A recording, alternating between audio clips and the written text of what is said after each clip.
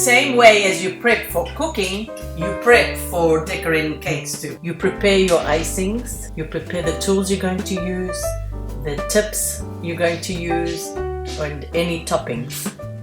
This vanilla cake is called vanilla cake 1, 2, 3, 4 because we use 1 cup butter, 2 cups sugar, 3 cups flour with 4 eggs. I will have the link as well as the recipe in my description box in this video.